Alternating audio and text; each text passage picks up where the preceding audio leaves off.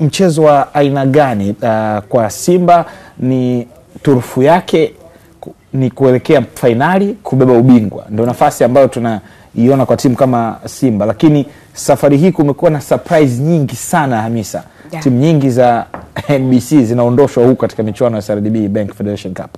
Yeah, na surprise hiyo ambayo umeizungumza hata Simba ilishawahi kuwakuta. Alishawahi kuondoshwa, kuondoshwa na Mashujaa mara mbili kwenye hatua hizi, na hata msimu jana alioondosha Simba alikuwa ni Mashujaa. Kwa hiyo Green Warriors, yes. Kwa hiyo watakuwa wanakuja kwenye huu mchezo wakiwa na historia ya kwamba tulishawahi kuingia kwenye mchezo tukiwa kama ni timu ya kwanza, lakini mpinzani akatuheshimu, akaja na plani na akatuondosha. Kwa sababu ujue kuna utofauti kati ya kucheza tournament na kucheza ligi. Kwa sababu tournament haikupi wewe muda wa kutafakari, ligi inakupa muda wa kutafakari. Mama unaweza kaanza vizuri katikati ukaje ukachange ukaenda sawa. Lakini tournament haikupi wewe huo muda, ni dakika 90 za maamuzi. Utafanya vizuri, utafanya vibaya. Kwa hiyo utakapokosea plani yako ya kuingia mchezo, inawezekana ikawa ni karata mbaya kwako na ukapoteza mchezo.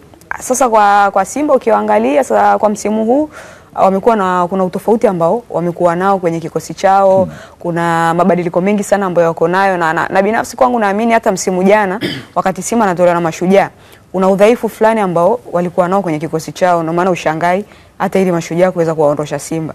Lakini kwa msimu huu mabadiliko mengi ambayo Simba wamekuwa nayo, kwanza ni kwamba wametibu lile tatizo ambalo walikuwa nalo, ambalo hata walipokuwa wakicheza na timu zenye kariba za madaraja ya kati hizi walikuwa wanafika kwenye lango la Simba na wanaifungua Simba, wanafunga magoli.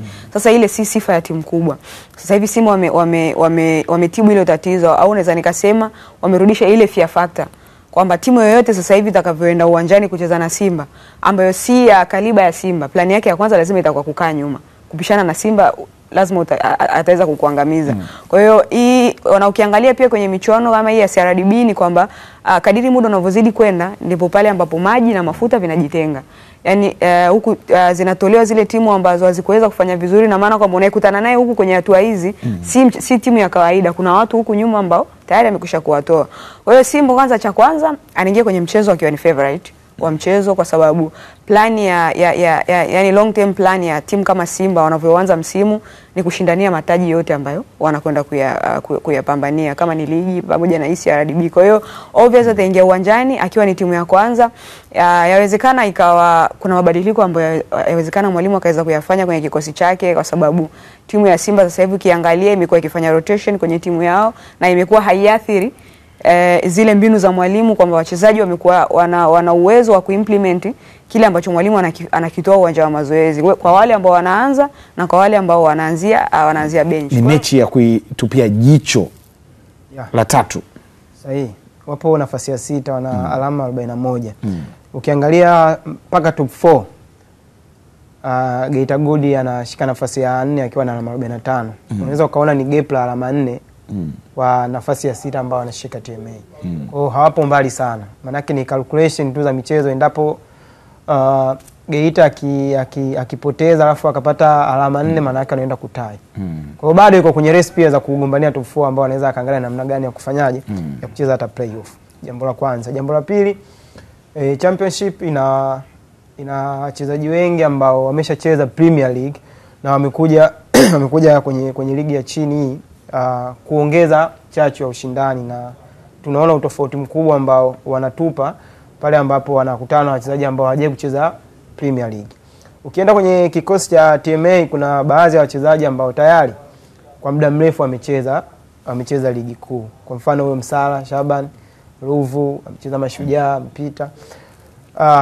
Kuna mtu kama Ali Shomari Mtibwa Simba, Gimishoji Moisondola alicheza Lipuli Police Tanzania. Kwa hiyo unaweza ukaona hiyo cream, lakini kuna wachezaji wengine ambao hawana majina ambao kama wamecheza Premier League lakini wana performance nzuri ndani ya NBC Championship. Kwa mfano ukienda kwenye msimamo wa wafungaji TMA wana mshambuliaji mmoja anaitwa Abdulaziz Shehame. Yes, yule ndo mchezaji ambaye ukimtoa Endose Mchimba, ukimtoa na Raizini Hafizi, ndo wachezaji ambao wana magoli mengi, yani wanafuata yeye. Kwa hiyo unaweza ukapata picha ni namna gani ambavyo anaweza kufunga. Mbeya City wanaye Kilaza Mazoea. Faraji Kilaza Mazoea. Ameanza na Faraji. Ndio anaitwa sawa. Na msimu uliopita alikuwa Cosmopolitan alifunga magoli 14.